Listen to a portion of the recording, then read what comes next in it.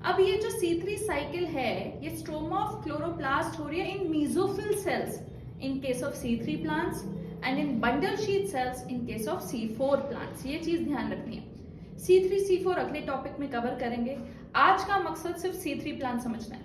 तो सबसे पहले मैं आपको बता दूं कि CO2 जो होता है कार्बन डाइऑक्साइड, फर्स्ट स्टेप होता है उसका फिक्सेशन। तो जो कार्बन डाइऑक्साइड है उसका फिक्सेशन होता है by the enzyme Rubisco. Rubisco की फुल फॉर्म क्या है? RUBP carboxylase oxygenase. काफी लंबा नाम है। RUBP कौन होता है? RUBP एक मॉलिक्यूल है 5 कार्बन शुगर मॉलिक्यूल। ठीक है, तो यहां पर आप देखिए RUBP के साथ CO2 को फिक्स किया जा रहा है बाय द एंजाइम रुबिस्को। तो C का मतलब कार्बोक्सिलेज, मतलब कि वो CO2 को RUBP के साथ फिक्स कर रहा है। RUBP क्या है बच्चों? राइबुलोस 1,5 बिसफॉस्फेट।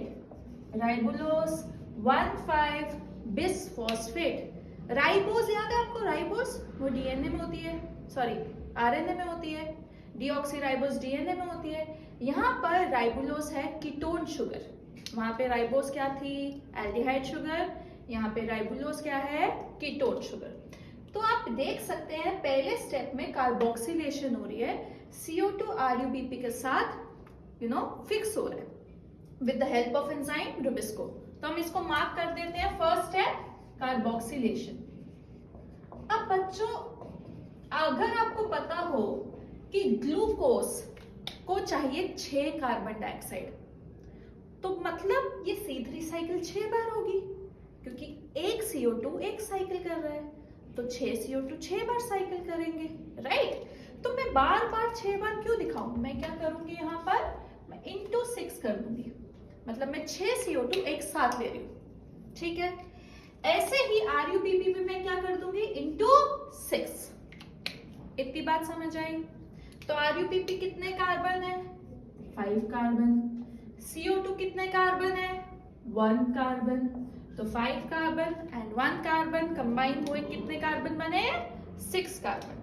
तो जो 6 कार्बन मॉलिक्यूल बनता है यहाँ पे वो अनस्टेबल होता है। तो आपको उसका नाम याद करने की कोई जरूरत नहीं है, कोई नहीं आपसे पूछ रहा।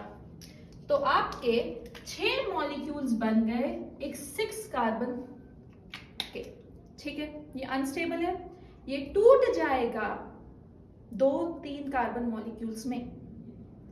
ध्यान देखिए बच्चे, ये स्टेप बहुत इंपॉर्टेंट है। ये 6 कार्बन मॉलिक्यूल है, ये 6 कार्बन मॉलिक्यूल टूट रहा है 2-3 कार्बन मॉलिक्यूल में। तो 6 मॉलिक्यूल्स किस में टूटेंगे? 12 मॉलिक्यूल्स में। तो ध्यान दीजिए यहाँ पर 3 कार्बन मॉलिक्यूल बनेगा और उसके कितने मॉलिक्यूल्स बनेंगे? 12। कितने बनेंगे? 12। तो this 3 carbon sugar is known as three phosphoglyceraldehyde, sorry three phosphoglyceric acid. क्या नाम है? 3-फॉस्फोग्लिसरिक एसिड। इसे शुगर नहीं बोलते हम, ठीक है? 3 कार्बन मॉलिक्यूल है, ठीक है? 3-फॉस्फोग्लिसरिक एसिड, एसिड है, ठीक है? ओके, और थर्ड पोजीशन पे फॉस्फेट है।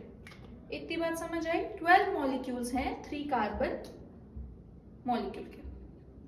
अब क्या होने वाला है? तभी इसे C3 साइकिल बोलते हैं, क्योंकि this is your first stable compound. अब ये 3 कार्बन मॉलिक्यूल जो है उसमें फॉस्फेट ऐड होने वाला है। उसके लिए हमें चाहिए ATP। क्या चाहिए? ATP।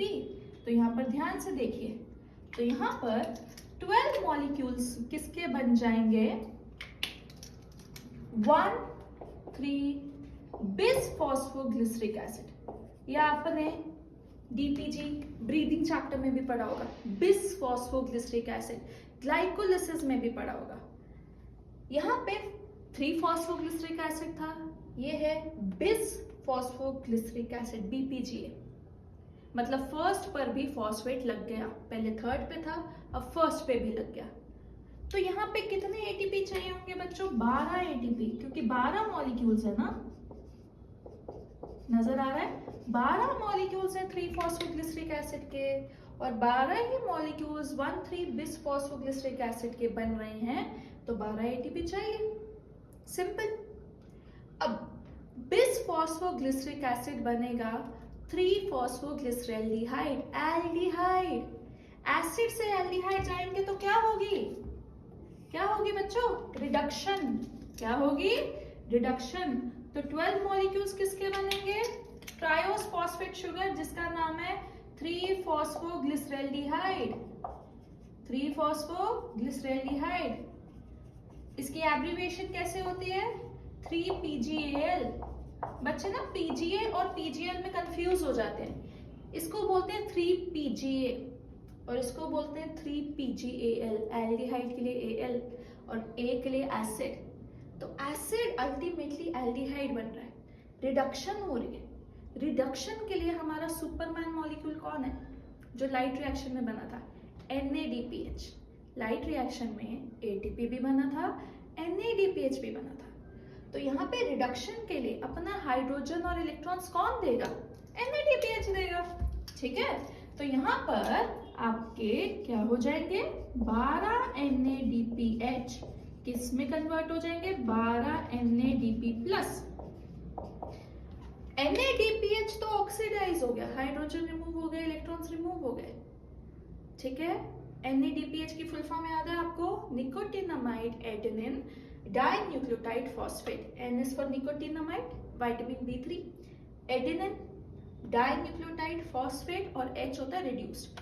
तो ये खुद तो ऑक्सीडाइज हो गया पर BPGA को रिड्यूस कर गया।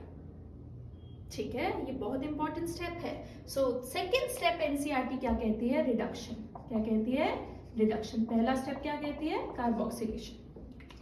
अब क्या होने वाला है? ध्यान से देखिए, हमें रीजनरेट करना RUBP 5 कार्बन मॉलिक्यूल। और कितने रीजनरेट करने? 6 × 5 30 कार्बन हमें वापस देने पड़ेंगे। 6 मॉलिक्यूल्स ऑफ RUBP, तो 6 5 से 30 कार्बन हमें वापस देने हैं। और हमारे पास है कितने? 12 × 3 36।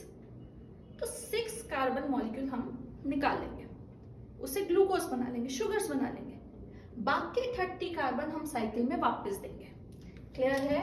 तो यहाँ पर निकल जाएंगे 2 molecules of PGAL, 2 molecules of 3PGAL जो कि यूज होएगा शुगर्स बनाने के लिए। क्या बनाने के लिए? शुगर्स। ठीक है, ओके ना। यहाँ पर 12 मॉलिक्यूल्स ऑफ 3PGAL थे, 2 चले गए, बचे कितने? 10 हो जाएंगे यूज रीजनरेशन के लिए। So your third step is regeneration of RUBP। Third step is regeneration of RUBP। और बच्चों मेरे रीजनरेशन के लिए BP है, बाइफॉस्फेट है, तो मतलब आपको ATP देना पड़ेगा। तो जितने RUBP उतना ATP दोगे। तो कितने ATP दोगे? 6 ATP दोगे। कितने ATP दोगे? 6 ATP दोगे। ठीक है, तो आप नोटिस कीजिए ये 12 मॉलिक्यूल्स थे PGL के, 2 यहाँ यूज हो गए ग्लूकोज बनाने के लिए। 3PGL 3 कार्बन है, 3 × 2 6, तो 6 कार्बन यहाँ पे ग्लूकोज बना लेगा। बाकी 10 कार्बन वापस RUBP बनाएंगे, सॉरी बाकी 30 कार्बन RUBP बनाएंगे। क्लियर है? तो समराइज करते हैं। एक ग्लूकोज बनाने के लिए 6 CO2 चाहिए, 6 बार केल्विन साइकिल होगी क्योंकि 6 CO2 चाहिए।